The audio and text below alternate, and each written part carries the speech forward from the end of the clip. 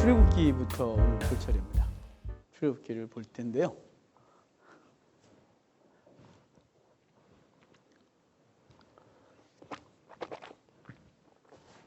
자, 이제 창세기를 지난주까지 마쳤어요. 창세기 1, 2, 6, 7, 7 그래갖고 아직 꿈에서 봤나? 누가 저거 똑같이 놀라 하더라고요. 그래서 저거 나한테 배운 건데. 꿈이었나 봐요. 그거 지구처럼 말하길래 저거 내가 만든 건데. 별 희한한 생각이 다 들어요. 꿈이었군요. 며칠 전에. 꿈과 현실을 왔다 갔다 하는 꿈속에서 시기와 질투에 사로잡혀서 자, 1장부터 11장까지가 창조 얘기였어요. 그래서 1장부터 5장은 창조, 또 6장부터 10장까지는 홍수, 11장 바벨탑, 12장부터 아브라함, 26장 한 장이 이삭, 27장부터가 야곱, 37장부터 요셉이었어요. 요셉 얘기 때부터가 이게 37장부터가 이 출애굽기 계속 계속 연결되는 얘기로 간다 그랬죠. 그래서 37장에 말씀하기를 야곱의 족보는 이러하니라 라고 시작했다고. 그래놓고 요셉이 17살 때 막 이상하잖아요. 그러니까 그래놓고 쭉 그러면 야곱의 족보는 이러하니라 이 말은 야곱의 우리가 이제 족보를 이렇게 이름대로 이름만 쭉 나열하는 게 아니라 그 가문의 이야기를 보는 거죠. 그래서 야곱은 곧 이스라엘의 성장, 이스라엘이 하나님의 사람으로 만들어지는 과정들, 그러니까 대규모 인원이 되어지는 그 역사들을 쭉 창세기 후반에서 얘기를 하고 그 중간에 얘기를 딱 끊어버렸어요. 그죠? 요셉의 죽음까지 끝내고 그 400년간의 그 공백기를 갖고 출애굽기 1장이 되어지는 거죠. 뭐 거기서 400년 동안 뭐라고 먹고 살았는지 이런 얘기를 할 이유가 없잖아요. 성경은 구속사라 그랬잖아요. 성경은 백과사전이 아니에요. 성경은 과학책도 아니에요. 과학책이면 좀 묘한 게 너무 많아요. 저기 욥기나 이런 데 가서 그 이상한 얘기들 많이 하거든요. 그거 아니에요. 그러니까 성경은 구속사예요. 예수 그리스도 하나님께서 타락한 인간을 구원하시는 구속사가 성경 얘기죠. 그러니까 그것에 직접적으로 필요한 이야기들은 성경에 기록하지만 그렇지 않은 것들은 과감하게 없애버리는 거죠. 그 얘기를 다 쓸 수 없으니까. 출애굽기를 딱 와요. 출애굽기는 40장으로 되어 있죠. 6, 6, 666, 46 이렇게 기억해요. 이제 이걸 씁시다.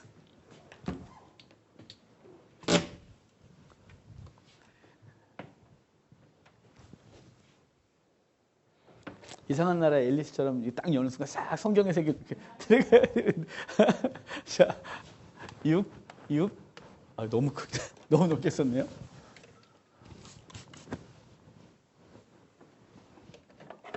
제가 이걸 깨끗하게 안 지우는 이유가요.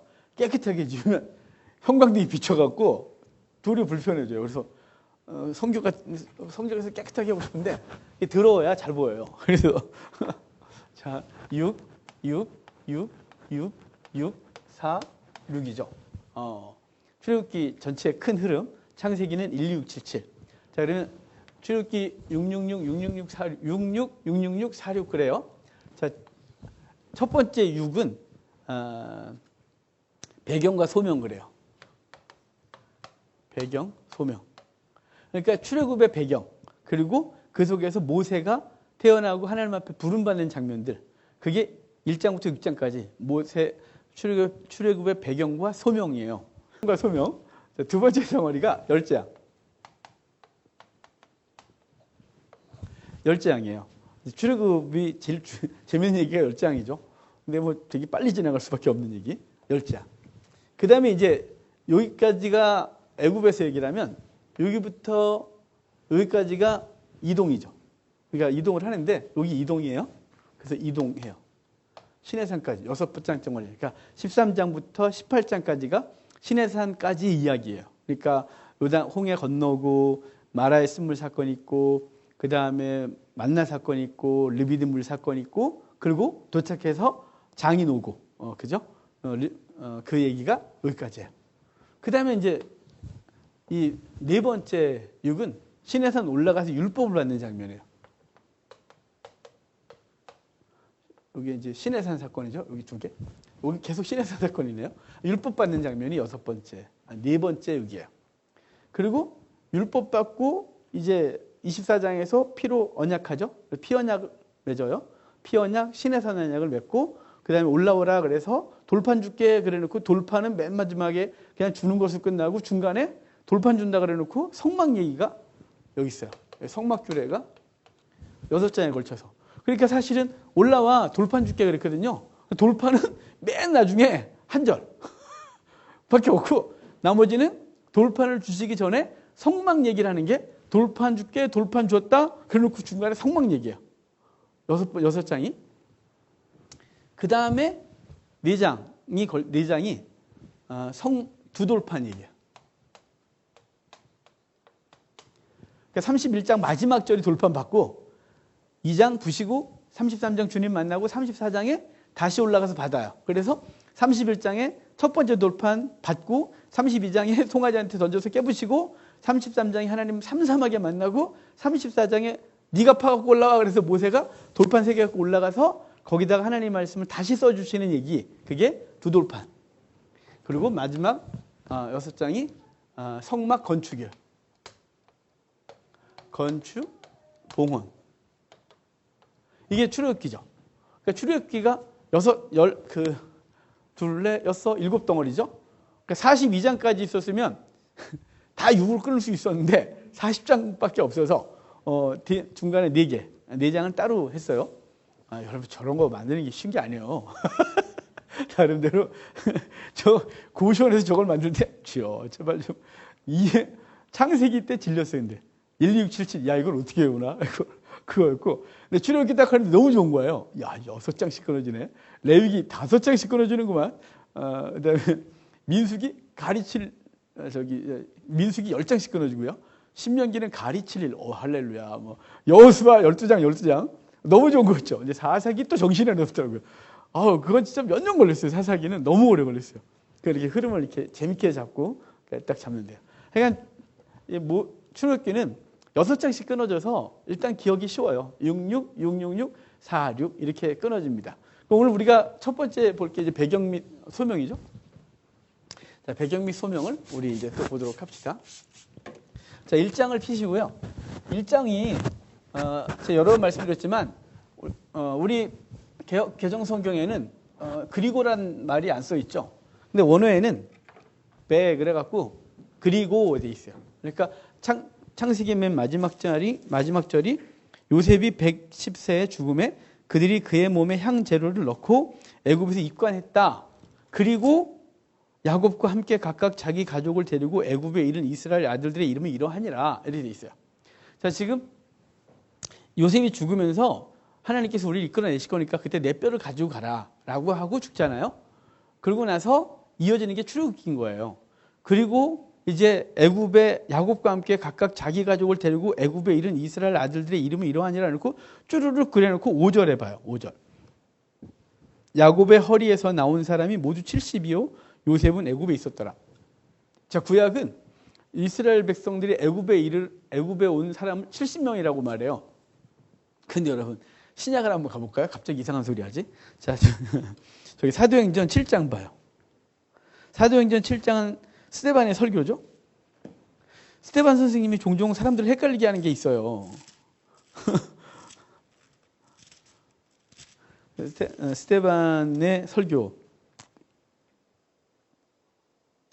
4절 같은 경우는 7장이죠.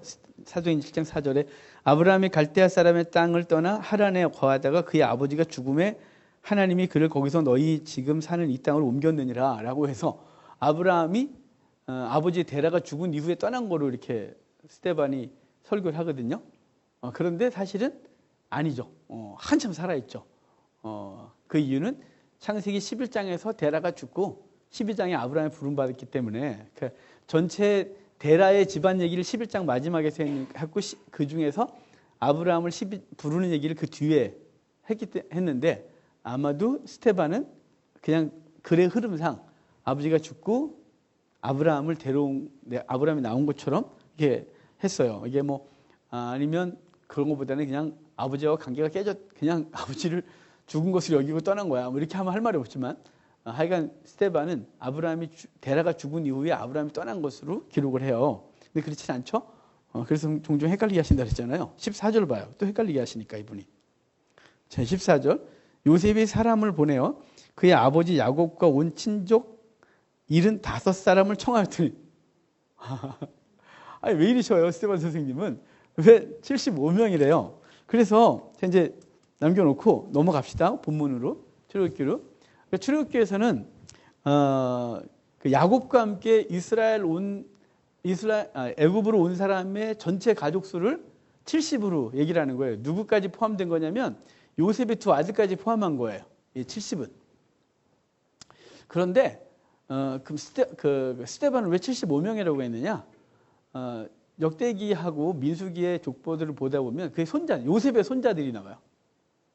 그래서 요셉의 손자까지 포함하면 75명이에요. 그래서 스데반 집사님은 요셉의 손자까지 포함해서 75명이라고 한 것 아니냐라고 학자들이 추측을 하는 거니까 혹시나 왜 성경이 달라요? 라고 할까 봐 미리 말씀드리는 거예요. 여긴 70명, 사도행전 75명인데 안 궁금해. 아니 사도행전 읽다 보면 나만 헷갈렸나요? 뭐야 이거? 왜 갑자기 75명이야? 이거 어떻게 나왔어? 이렇게. 그래서 이제 보다 보면 그게 이제 요셉의 손자까지 포함한 숫자다라고 학자들은 얘기를 하고 그 근거로 민수기하고 신명기에 있는 그 족보들을 보고 얘기를 합니다. 중요한 건 하여간 70명인데 스데반 75명이다라고 했고요. 70명의 사람이 왔고 지금 나갈 때는 어마어마한 사람이 된 거죠. 이게 무슨 얘기를 하고 싶은 걸까요? 아브라함에게 창세기 15장에서 그 쪼갠 고기 사이를 지날 때 약속하잖아요. 4대가 지난 이후에 4대면 당시 4대면 이제 30년이 아니고 1대를 100년으로 했을 때의 얘기예요. 그건. 그 400년 정도 애굽에서 큰 민족이 되게 하고 그리고 가나안 땅에 죄가 꽉 차면 그때 데려오겠다라고 하는 그 시기가 이런 거죠. 그러니까 아브라함에게 했었던 그 엄청난 약속. 그들이 올 땐 70명밖에 안 됐지만 지금 나갈 때는 엄청난 수로 불어나 있는 상태를 얘기를 하고 싶은 거죠.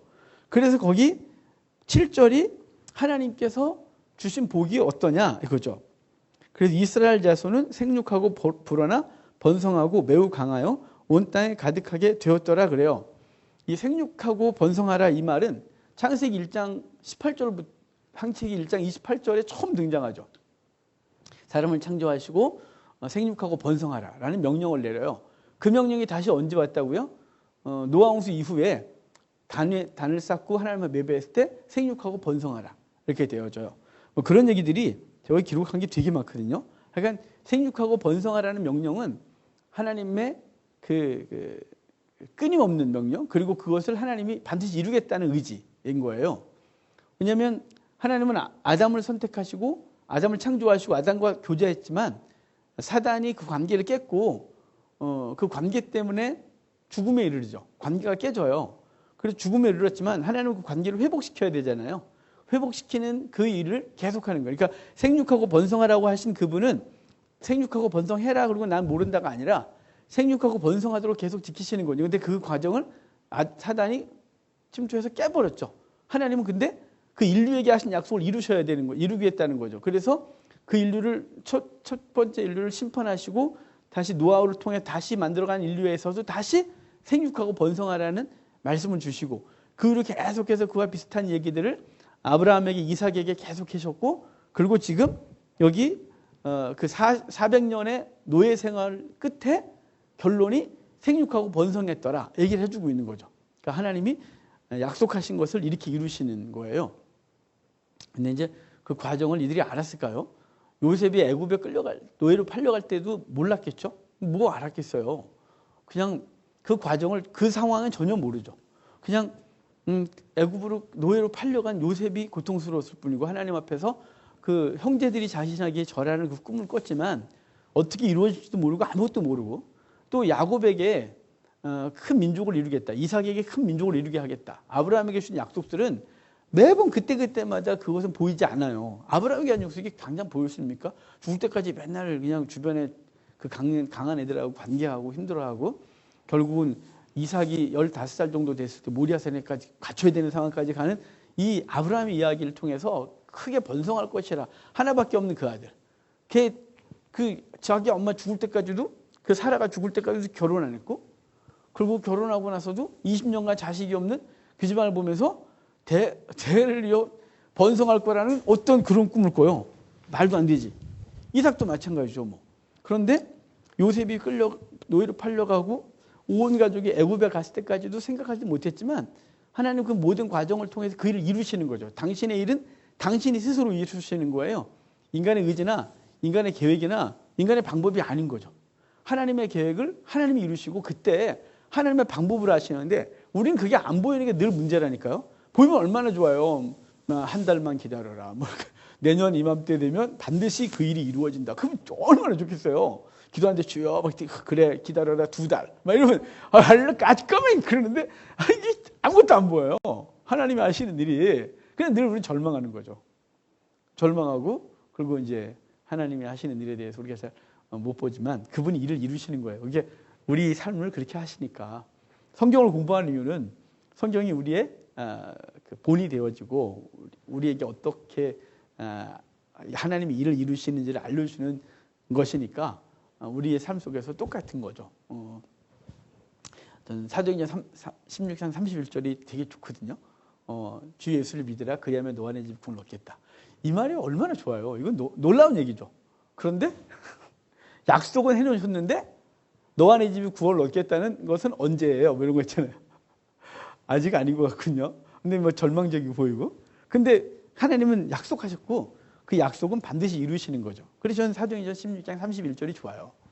그래서 때로는 우리 가족이나 관계가 깨지고 또는 우리의 자녀들이 우리가 원하는 대로 성장하지 못하고 또는 우리 배우자도 우리 부모도 등등등 내 손안에 있지 않지만 우리 손안에 있는 게 아니라 하나님의 손 안에서 그 모든 것들이 진행되고 있다는 것 때문에 우리는 소망 가운데 있는 거죠. 그러니까 그래서 제가 16장 31절을 되게 좋아해요. 자, 하여간 여기 생육하고 번성하고 매우 강하여 온 땅에 가득하게 되었다. 이렇게 표현합니다. 자, 이제 8절 봅시다. 요셉을 알지 못하는 세왕이 일어나 애굽을 다스리더니 요셉을 알지 못하는 세왕 이 말은 우리 다시 역사 얘기로 가야 돼서요. 자, 요셉이 총리가 됐을 때 그 당시에 애굽을 다스렸던 게 이민자들 그러니까 셈족이 들어왔다가 셈족들이 성장하면서 쿠데타로 나라를 뺏는다 그랬잖아요. 하 이집트를 여기 이스라엘이에요. 그리고 나일강 삼각주가 이렇게 있죠. 이렇게 있어요. 여기를 하 이집트, 여기를 상 이집트 그래요. 하 이집트를 힉소스가 뺏어요. 여기를. 그래서 힉소스가 다스리죠. 힉소스가 다스릴 때 같은 힉소스, 셈족이었던 요셉이 갑자기 등장하고 총리가 되어지잖아요. 그래서 그때부터 약 200년간 힉소스 왕조가 서요. 이집트에. 최초의 이방인 나라가 되는 거예요. 이집트는 한 번도 외세에 점령당해 본 적이 없거든요. 그때까지.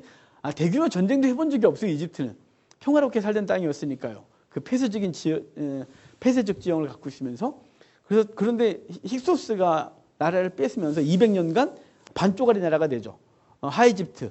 그러니까 나일강 삼각주 옥토는 힉소스 애들이 차지하고 그 다음에 좀 밀려나서 본토 애들이 밀려나서 상이집트에 거하다가 200년 정도 지난 이후에 상이집트 애들이 하이집트 힉소스를 내쫓고 나라를 차지해요. 내쫓으면서 힉소스는 쫓겨났는데 요셉과 그 야곱의 후손들은 고센 땅에 그대로 살고 있는 상태인 것이에요. 그게 이제 여기 그 요셉을 알지 못하는 세왕이란 요셉이 대체 누구냐? 역사 속에 그런 사람이 있느냐가 아니라 관계없는 세왕. 요셉과 관계없다는 건 히브리 민족과 상관이 없는 사람이 왕이 됐다는 뜻이죠. 그러니까 힉소스 왕조는 요셉과 관계가 있는 왕. 요셉을 통하여 힉소스 왕조가 안정을 찾았잖아요. 7년 풍년 7년 기근 사건을 통해서 힉소스 왕조가 그 땅을 전체를 차지하고 그 본토 사람들이 노예가 되어지고 그리고 세금을 5분의 1을 거두면서 안정적인 나라를 만들죠.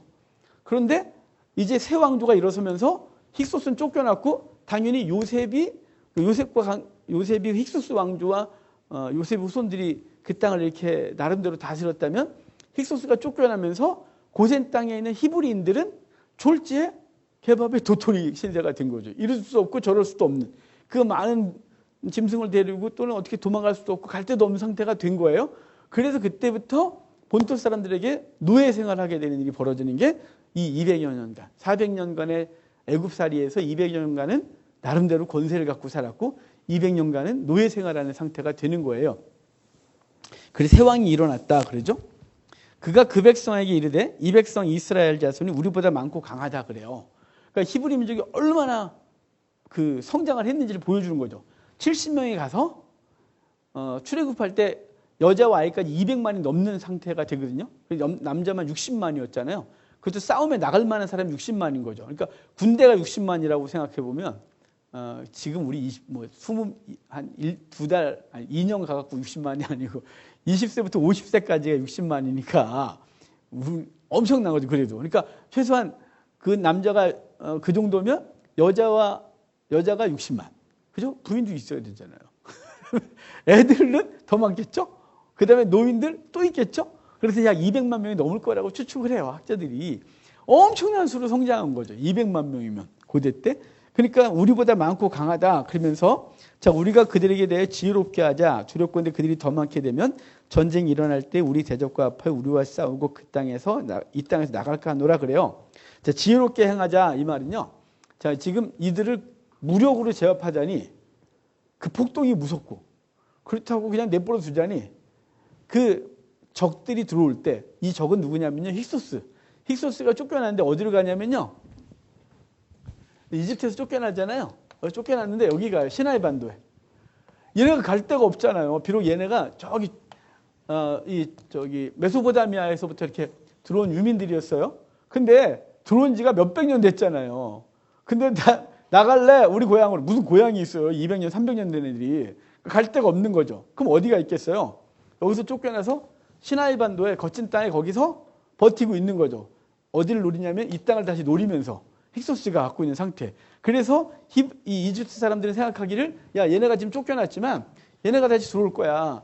그러면 이 고센 땅에 살고 있는 히브리 민족들은 원래 얘네가 같이 나라를 다스리는 애들이니까 얘네와 쟤네가 한편이 되면 우리가 뒷감당이 안 돼. 그러면 뭔가 대책을 세워야지. 그게 지혜롭게 행하자예요. 그래서 그 지혜롭게 행하자가 히브리 민족을 바깥에 있는 애는 막아서고 안에 있는 히브리 민족을 박해하는 것으로 지혜롭게 대처하는 것이죠.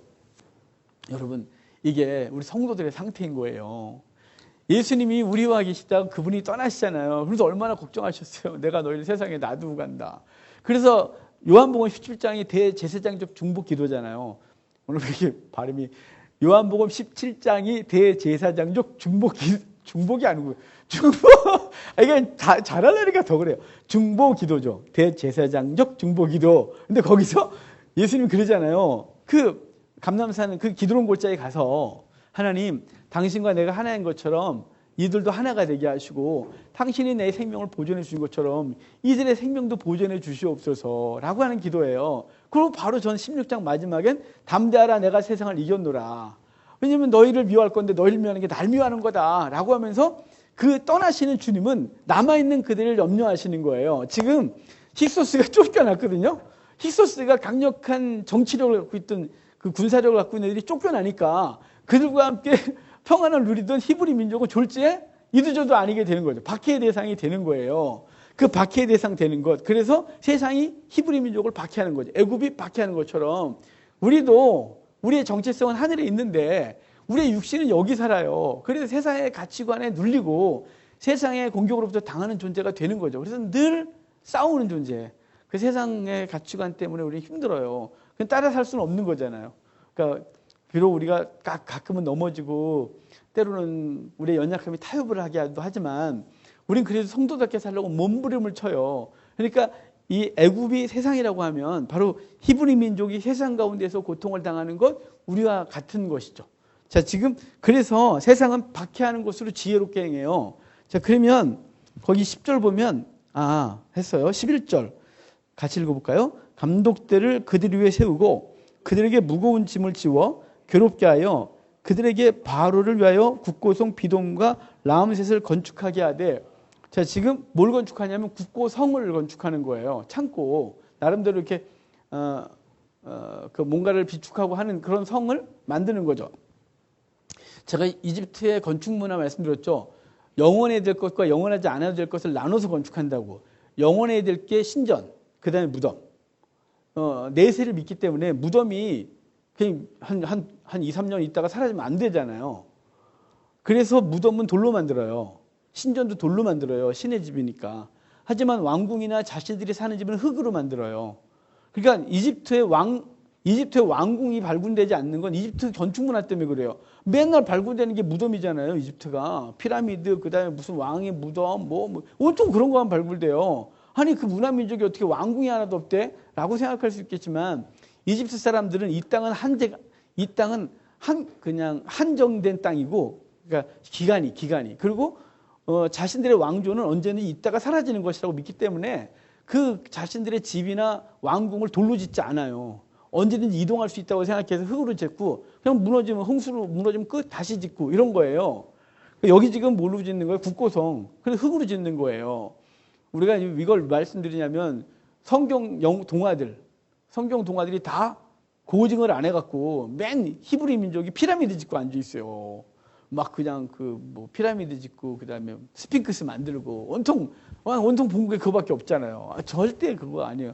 아브라함 때 다 끝났어요. 아브라함 이전에 다 끝난 거예요. 그 문화는 평화로울 때, 외적인 침공이 없고 자기들끼리 안전하게 살 때, 이제 강이 범람하면 할 게 없잖아요. 그럼 놔두면 자꾸 폭동이라고 이상한 짓 하니까 나라에서 이제 월급 주면서 만든 게 피라미드 이런 거예요. 자유민이 만든 거예요. 본토 사람들이, 노예가 만든 게 아니에요. 그거는 본토 사람들이 그 농한기죠. 농한기 때 그거 해갖고 월급 받고 일하고, 그 다음에 일이 바빠지면 또 이제 농사철 되면 그들은 현장에 가서 일하고 농사 짓고, 또 범람할 때 되면 그 범람하는 물에 돌 갖고 쫙 이제 돌을 이 상류에서 돌을 이제 배에 싣고 쫙 와서, 돌 거기 있는 돌 아니겠죠. 상류의 돌 갖고 만든 거예요. 그걸 다 와서 물이 꽉 차면 어디까지 들어와요? 이게 생각해봐요. 물이 없을 때는 저 밑에다 내놓고 거기서부터 끌고 올라가야 되잖아요. 그런데 물이 많으면 쫙 와서 물이 범람한 땅 거기까지 딱 와 배를 대고 돌 내리면 되잖아요. 훨씬 쉽겠죠. 그러니까 피라미드는 바로 자유민들이 그럴 때 만든 거예요. 그런데 아브라함 때부터 아무것도 없는 게, 그 이후든 그런 엄청난 문화가 없는 건 그게 이미 힉소스가 들어오면서 그 땅에 자꾸만 거칠어지고 내분이 일어나고 전쟁이 벌어지고 그러니까 이 문화에 집중할 수가 없게 되는 게 바로 아브라함 이전까지는 문화가 있고요. 그 아브라함이 다 본 거예요. 그러니까 히브리 사람들이 노역을 한 건 그 만화 영화에서 보는 그런 게 아니고, 뭐 십계나 이런 데서 막 돌 같은 거 만든 게 아니고 바로 국고성, 비돔, 라암셋 그러는데요. 우리가 여기가 고센 땅, 우리 다시 볼까요? 이거 물 뿌릴 때마다 귀찮아 죽겠어요.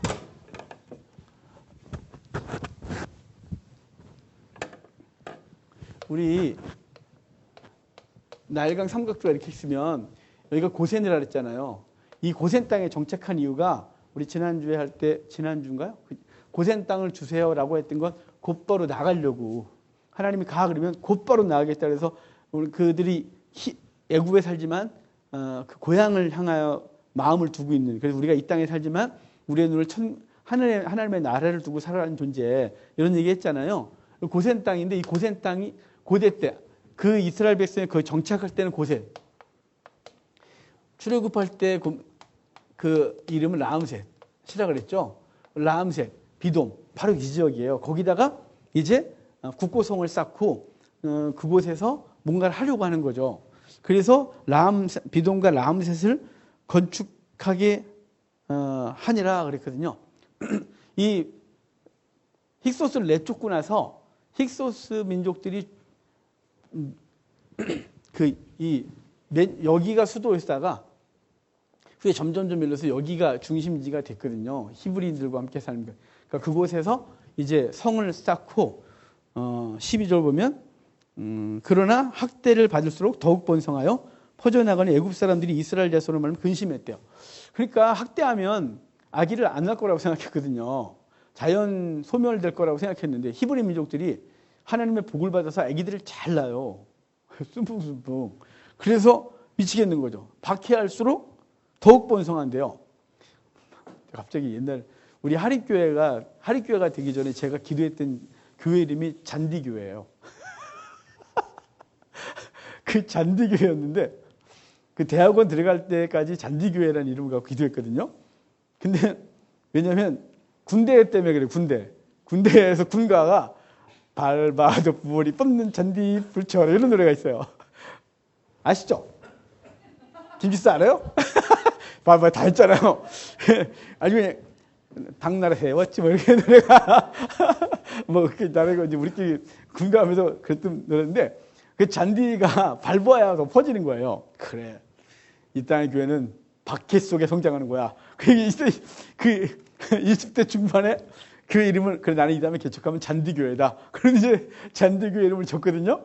근데 이제 대학원 입학하고 OT 갈 때 옆에 앉았던 분 그분하고 저 연세가 한 저보다 한 10살 정도 많으실래요? 그럼 직장생활 하다가 대학원 오셨는데 그분이 얘기를 하다가 나중에 그분이 이제 나이가 있으니까 대학원 졸업하면 이제 개척할 생각이 있는 거죠. 그래서 혹시 교회 이름 같은 생각해 본 거 있냐? 그래서 잔디교회예요. 저 또 아무 생각 없이 그랬어요. 근데 1년 지나고 2학년 때 그분이 개척을 해갖고 본고차를 딱 끌고 왔는데 교회 이름이 잔디교회예요. 내가 말도 못하고 어이 진짜 내 걸 뺏어가? 그래갖고 그러면 잔디교회는 안 한다. 그럼 뭘 하지? 그러다 이제 한인교회 된 거예요. 그때부터 이제 대학원 2학년 때부터 한인교회로 이름 정하고 그때부터 기도했거든요. 여기 지금 학대를 받을수록 번성한다. 근데 여러분 성도는 사실은 밟힐수록 성장합니다. 그래서 고난이 있으신 거예요. 죄송하지만 우리가 평안하면 우리 신앙이 안 큽니다. 평안하면 잠자요. 근데 이제 그 자극이 되어지면서 우리가 하나님 앞에 왜? 라고 질문하고 이 시간은 왜 있는지 하나님 난 이때는 어떻게 해야 되는지 몸부림을 치고 이러면서 우리의 신앙이 성장하고 성숙하고 또 다른 사람을 양육할 수 있는 그릇이 되어지는 거죠. 정말 죄송합니다. 마치 제가 준 것 같은 느낌이라서 저기 학대를 받을수록 번성합니다. 할렐루야. 자, 그래서 히브리 이집트 사람들이 근심이 일어나요. 그래서 이스라엘 자손에게 일을 엄하게 시켜 어려운 노동으로 그들의 생활을 괴롭게 하니 곧 흙 이기기와 벽돌 굽기와 농사의 여러 가지 일이라 그 시키는 일이 모두 엄했다 그래요. 근데 이제 그걸로도 안 되니까 작전을 핀 거 있잖아요. 여기 그 두 여자분의 이름이 우리나라 발음이 좀 어려워요. 애굽 왕이 히브리 산파 시브라라 하는 사람과 부하라 하는 사람에게 말하여 그러는데 이게 근데 히브리적인 이름으로 하면 되게 이쁜 이름이에요. 시브라는요 아름답다 이런 뜻이에요. 그 다음에 부하라는 이분의 이름은 불꽃 또는 뛰어나다 이런 뜻을 갖고 있거든요. 그러니까 아름답다 그리고 뛰어난 아름다운 여인과 뛰어난 여인이 이제 산파로 활동을 하는 거죠. 그래서 그들에게 명령을 하잖아요. 히브리 여인들이 자식을 낳을 때 아들이면 죽이고 딸이면 살려두라 라는 명령을 하는데 그 여인들이 절대로 따르지 않죠. 그래서 하나님을 두려워함으로 그 히브리 여인들이 아들을 낳을 때 살려둬요. 그리고 핑계하기는 히브리 여인들이 힘이 좋아서 우리가 가기 전에 지가 먼저 다 낳아서 죽일 기회를 얻지 못했다고 하니까 그러면 바로가 거짓말하지 마 이것들아 죽여야 되는데 바로가 그걸 그냥 안 죽여요. 근데 하나님이 그들을 기억하시고 그 가정에 복을 주는 놀라운 사건이 있는 거죠. 그러니까 바로의 하나님을 두려워하여 바로의 명을 거역했다 이런 뜻이 있죠. 거기 어디 있더라? 21절. 그 산파들은 하나님을 경외하였으므로 하나님이 그들의 집안을 흥왕하게 했다. 그러므로 바로가 그의 모든 백성에게 명령하여 이르되 아들이 태어나거든 너희는 그를 나일강에 던지고 딸이거든 살려두라 그래요. 17절을 봤어야 되네요. 17절. 산파들이 하나님을 두려워하여 애굽 왕의 명령을 어겼다 그래요. 하나님을 두려워하여 애굽 왕의 명을 어겼다 이 말이요. 사실은 우리가 이 땅을 살아가는 방법이죠. 하나님을 두려워하여 이 땅의 요구, 이 땅의 가치를 등지는 거죠. 사실은 어려워요. 그래서 매일 싸워야 돼요. 성도는. 매일 현장의 삶에서 죽지 않으면 이걸 할 수가 없는 거죠.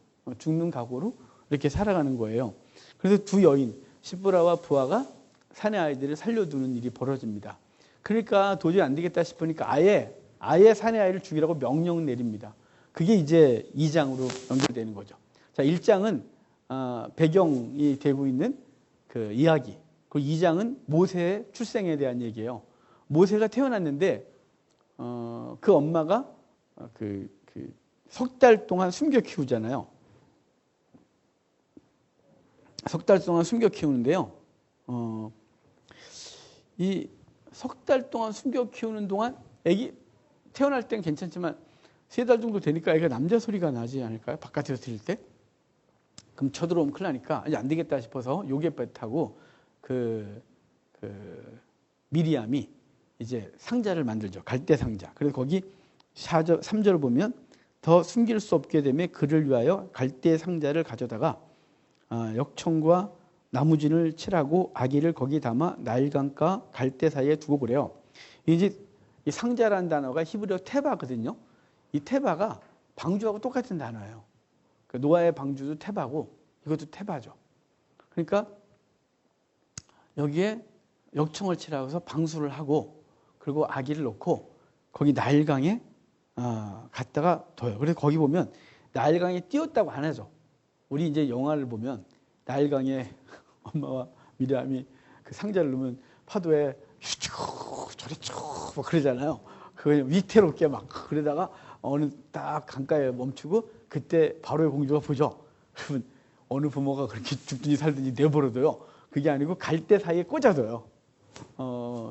우리가 잘 아는 대로 거기 그 나일강의 공주가 5절에 바로의 딸이 목욕하러 오는 장소 그곳에다가 상자를 놓죠.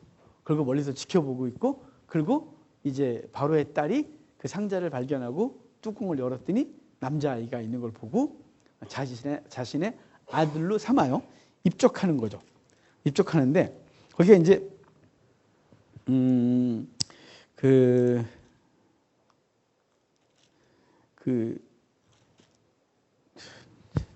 이름이 기억 안 날 것 같은 불길한 생각이 들지만 또 합시다 우리. 이 당시에 애굽의 왕이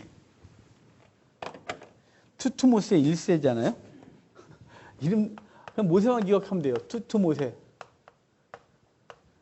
1세예요. 투투모세 1세가 당연히 2세 낳겠죠? 그리고 딸을 낳아요. 하셉수트. 근데 이 둘 사이에 자식이 없어요. 아들이 없어요. 이집트는 왕조가 절대로 다른 집 여인을 데려다가 결혼하지 않는다 그랬죠. 왕권을 이렇게 분산시키지 않아요. 그냥 그 집안에서 다. 그러니까 왕이 부인이 여럿이면 그 부인들이 난 자식들 사이에서 결혼을 하고 또 왕조를 이어가는 거예요. 그러니까 사실은 근친이 계속 되어지는 거죠. 이집트 왕조는. 그래서 이집트의 마지막 왕이 클레오파트라잖아요. 우리가 잘 아는 대로. 클레오파트라의 남편이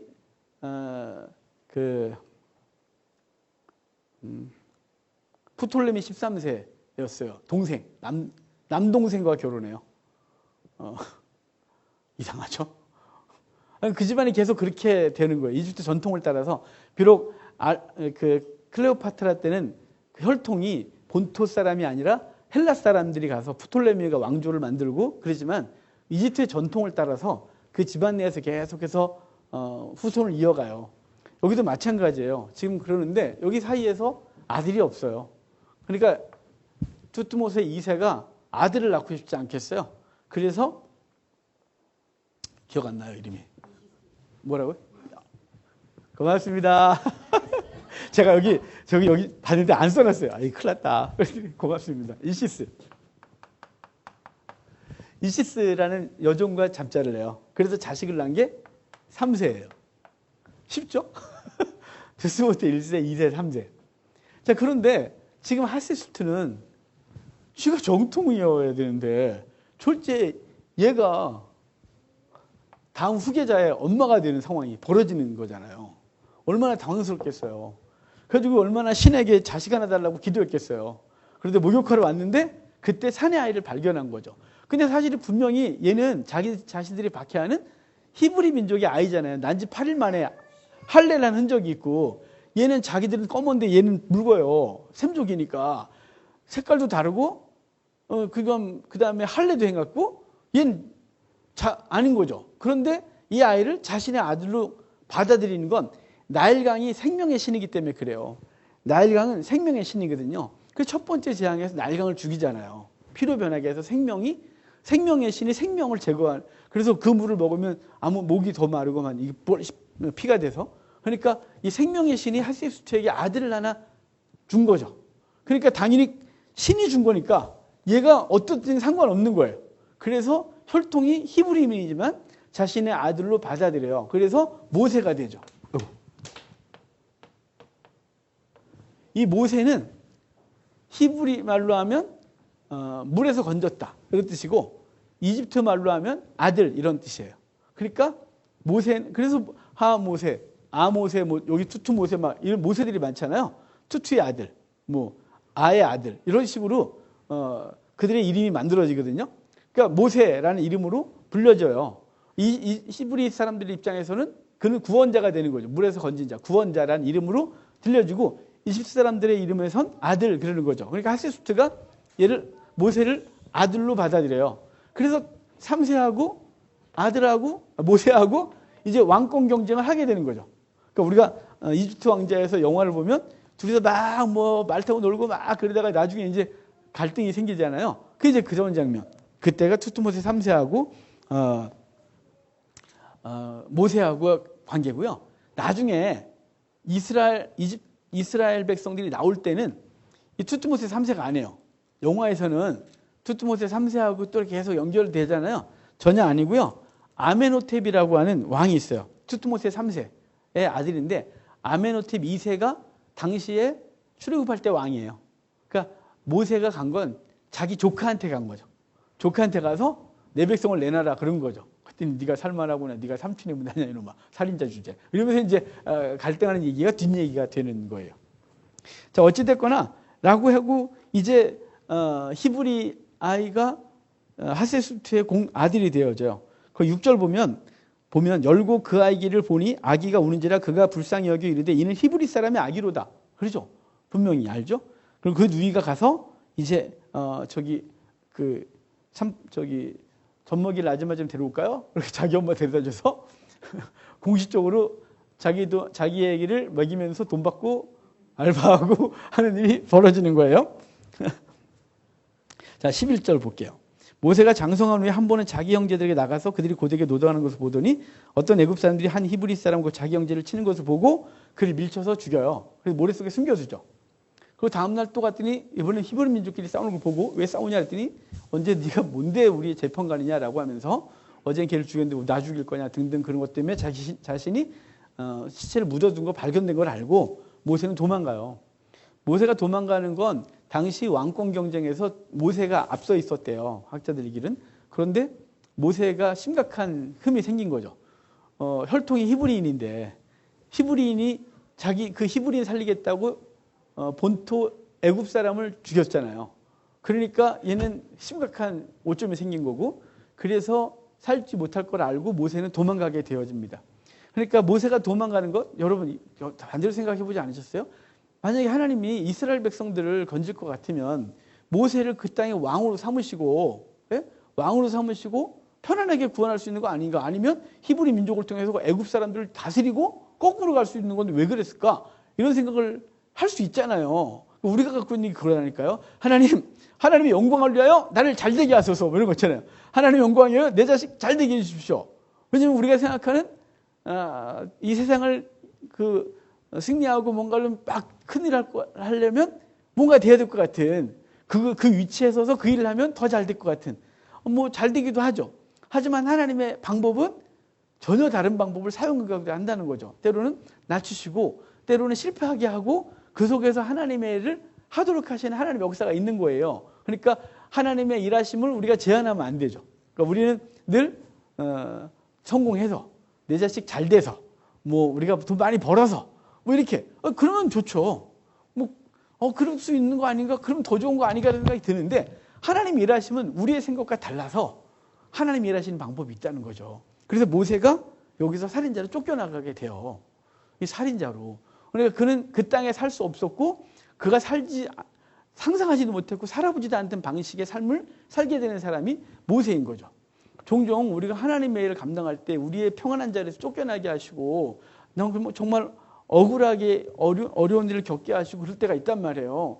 그럴 때 하나님의 일하심을 기대하는 우리가 됐으면 좋겠어요. 절망적이지만 꼭 그렇게 안 하셨으면 좋겠다 싶은데 요셉을 애굽의 노예로 파시거나 모세가 그냥 이제 왕권 경쟁에서 앞서고 있었고 그냥 가만 놔두시면 왕이 돼서 히브리 민족을 건질 수도 있을 것 같은데 굳이 꼭 이렇게 해야 되나 싶을 때 있지만 하나님이 하시는 방법은 어영부영 세상과 타협하여 그 세상 것도 취하고 하나님의 것도 취하게 하지 않는다는 거죠.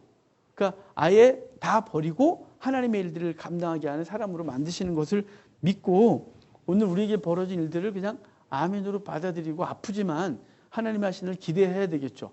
우리 자신도 그러하고 우리 가정, 우리 자녀들을 향한 하나님의 계획을 인정하고 내가 생각하는 방식은 이렇게 돼서 이렇게 해야 하나님의 일이 되는 것 같다고 해도 하나님이 하시는 일은 전혀 다른 방식으로 일할 걸 믿고 그 과정마다 하나님이 하시는 일을 찬송하고 기대하는 우리가 됐으면 좋겠어요.